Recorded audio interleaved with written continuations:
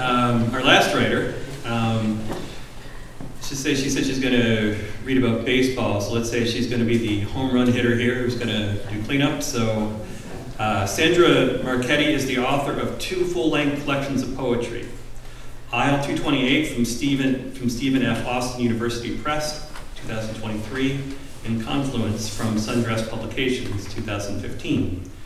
She's the author of 4 chapbooks of poetry and lyric essays. Her poetry appears widely in Poet Lore, Blackbird, Subtropics, Ecotone, Southwest Review, and elsewhere. Her essays can be found at The Rumpus, Whiskey Island, Mid-American Review, Barrel House, and other revenues. Other revenues? What about other venues?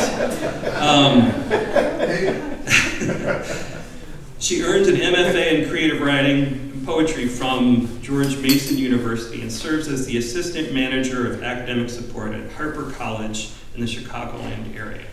Sandra, come on up.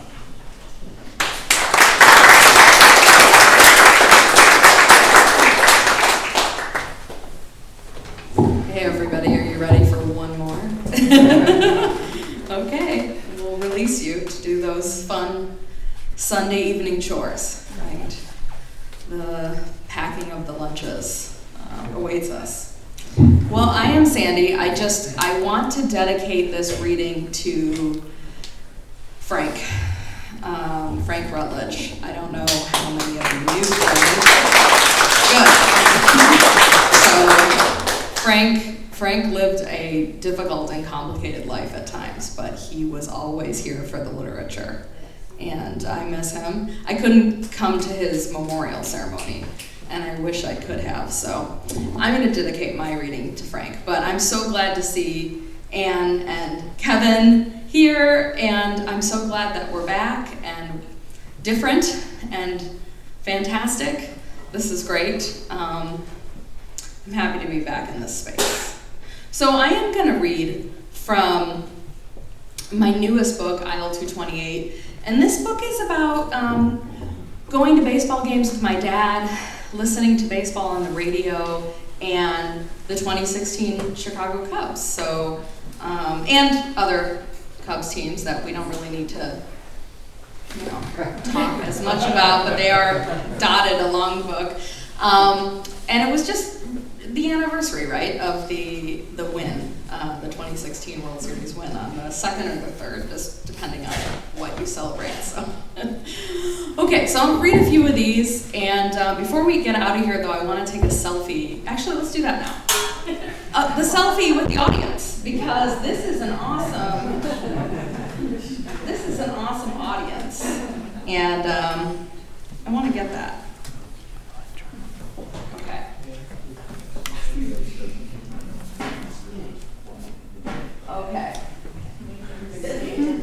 Let everybody in here. Okay, yeah, lean into the center aisle, folks. Okay, I think we got a good one. It's great to see this many people out, Okay. So we'll start with the first poem in the book. This poem was written in 2014.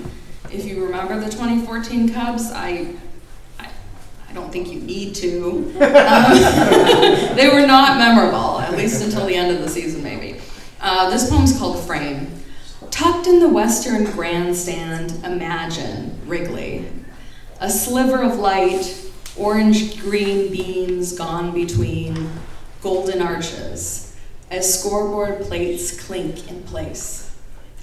The 4th inning haze filters the sun, a yolk yawning itself undone in the upper deck air to curve against each pillar, straining my gaze in aisle 228. My father gripes and wipes his nose through the April game, the team terrible again. Yet players lope over this green hill, and our minds agree to rise and clap for them. Aren't we generous? Okay, so I like to do a little audience participation. So who's a Bob Uecker fan? Bob Euchre Appreciation Society. Okay, reporting, good. I'll raise my hand for that too. So this one's for Bob. Bob dots the book as well. My father thinks you can find a signal from anywhere. A Mets game in Cincinnati, the Reds in Tennessee. I tell him sometimes the mountains curtain the call, or a semi bleeding its long, low horn, its lights scanning the corn. But 50,000 watts fighting Dolly Parton or revival travels. When it's clear, you can hear the Dodgers in Chicago and know a wave arrayed in the distance spun out its curve to find you. I should have said Dolly Parton Appreciation Society. That would have hooked a few more.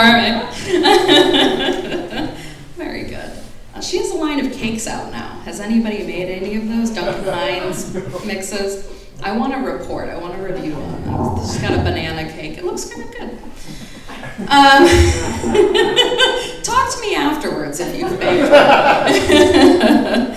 Okay, so the other part of the ballpark that we haven't really talked about is the dirty, disgusting aspect of the ballpark. And a lot of people don't like to go there because you have to pee in a trough. So this poem is about some of that stuff, but we gave it a fancy French title to make it seem classy. Denouement. Beer on the bricks and cheap meat, piss that grinds the seats and the frame as we exit the park at the end of the game. A dozen doors thwack open, dull as scrapped cups. Through the clatter, a popcorn vendor crams his bags in the trash. We meet in a square of air below the stairs to curse and bless, sopped with sweat. Hands grind on tunnel walls, slathered in mustard and ads, shuffle us from the cube in sun, ants pressed away from the day. So this book is broken up into two sections, and as any book about the Cubs should be, the first section is called Losers. So this is the last poem in the Losers section before we're going to move on to the Winners section. Over Sheffield Avenue. And this is dedicated to John Thorne, who's the official historian of Major League Baseball. He wrote a book called Baseball in the Garden of Eden, which was a very boring book, but the title rocks, so I had to rip it off. Over Sheffield Avenue. I'm playing baseball in the Garden of Eden. Scratch that. I'm writing baseball in the Garden of Eden, where old cars ride street corner curves in our square city, while vendors hawk peanuts. I'm writing baseball out of the Garden of Eden. Clouds sail the blue gold lake, a tincture Titian never mastered. Players skin the surface grass in pinstriped cottons. Blue hats, blue socks, blue numbers. I'm writing baseball out of the garden. I touch the field to liquefy it, a prism painted deftly on my eye. I'm writing baseball as it never was, from a Sunday on which we won it all. I feel the longing. It's painful. Okay, and I'll read some now from the second section of the book. If you don't like baseball, I write about other things. And I have books over there with other poems, and even if you don't want to buy them, you can read one to yourself as a palate cleanser. But the set I sent him was all poems from this book, so I hope some of you will bear with me. This one's called Twilight. I think we were talking about the NSA and being contractually obligated to things and stuff like that. And I think one thing is that when you write a book about baseball, you are contractually obligated to have that poem about boys playing catch or father and son playing catch. Like, saber will hunt you down, right? Or like Fangraphs, some authority is gonna hunt you down if you don't have that poem. So I wrote one. Twilight. Some young men play catch in a field, call each other on balls and strikes. How can they possibly know? Dancing through the grass, one high, then low, and up again, just outside. The seams slap old leather. How can we know where the strike zone is? Imaginary cube, filament I could not hold in my hand. I asked, how can you tell? And my father said, watch, you'll learn, you'll know. They play rhythmic and swift until the young men are gone. Okay, so this keeps sliding, but I'm just gonna keep moving it back. Another person that shows up a lot in this book is Ichiro, who I see as sort of this mythically great baseball player, right? There's all these legends surrounding him and his workout routines and how he wanted to play forever and, you know, everything. So he appears in here along with other players who didn't play for the Cubs. And this one's called Myth. You know, part of it is him rising from the sea of Japan again, a siren who whispers, never die. We want to believe in the permanence, the not quite going, the falling back into the waves and resurfacing, spring after spring, walking the sand in his cleats. He's a merman. It works out since he played for the Mariners. It's all there. Just think about it. Okay, I've got a couple more, and we're reconvening the Bob Uecker Appreciation Society. This is called Distortion.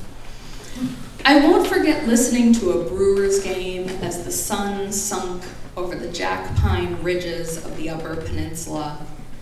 The signal glowed fainter with each ray disappearing. I was northing with Bob Uecker, and when the light dimmed well past 9, Milwaukee was losing, and so was I, winking slow across the shoreline, my ears wrecked in the static of a bobblehead giveaway.